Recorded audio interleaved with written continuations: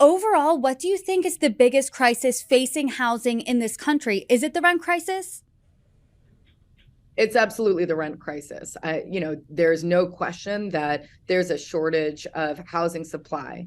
But to talk about supply alone without asking what kind of supply we need is a mistake, right? There is a desperate shortage of truly affordable housing supply. And by that, I do not mean the federal definition of 30% of someone's income. I do not mean what is defined as fair market rent. I mean housing that regular people who are working regular jobs can actually afford. That is the supply that is most needed in this country. And that brings me back to this question about the rent check. I think that's at the crux of the crisis that we face, because our rents are set not based on the quality or condition of our homes, but based on whatever the market will allow. And the market is controlled by the profiteers who stand to make a profit from that market. So they're extracting every last penny out of poor and working class people in this country and face no regulation. And that's no regulation in a world where the market has also consolidated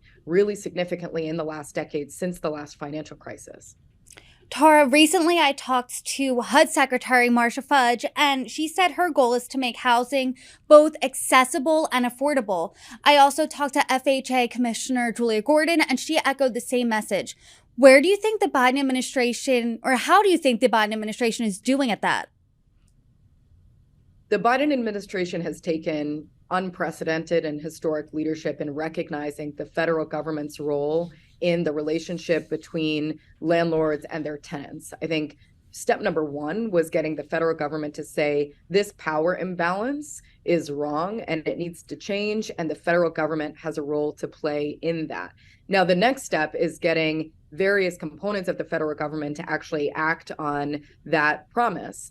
The federal government's role is undeniable, especially in a market that's so consolidated now. Landlords' businesses are not relegated to localities or states, right? They're not following state borders to do their business. Many landlords who have the biggest footprint in the market are multi-state corporate landlords or even multinational corporate landlords, and only the federal government can effectively regulate them.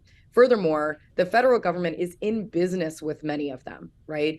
Through subsidies, tax credits, federal financing, the federal government actually plays a role in enabling the market that we see today, and therefore, again, has a massive role to play in regulating that market and in correcting it in the direction of protecting tenants and correcting for that imbalance of power.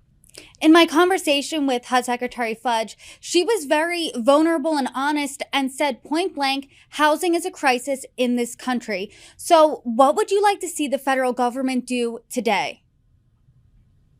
Housing is absolutely a crisis, and I'm so encouraged to hear the HUD Secretary speaking truth to power about the level of crisis that we face today. The rent is the biggest bill that poor and working class people pay every month, right? The rent is the biggest bill that most people in this country pay every month, and the rent is too damn high. The federal government needs to take leadership on this issue by regulating the market. And one of the most important ways the federal government can do this is through the Federal Housing Finance Agency, which is the regulator of Fannie Mae and Freddie Mac. As the government-sponsored enterprises, these two institutions play a major role in establishing the secondary mortgage market. That's a place where a lot of corporate landlords go to get financing to do their business. But a lot of their financing is received by them on very favorable terms that come with almost no conditions about their behavior as landlords. So we're wanting to see FHFA institute a set of regulations that protects tenants and, importantly, regulates rent.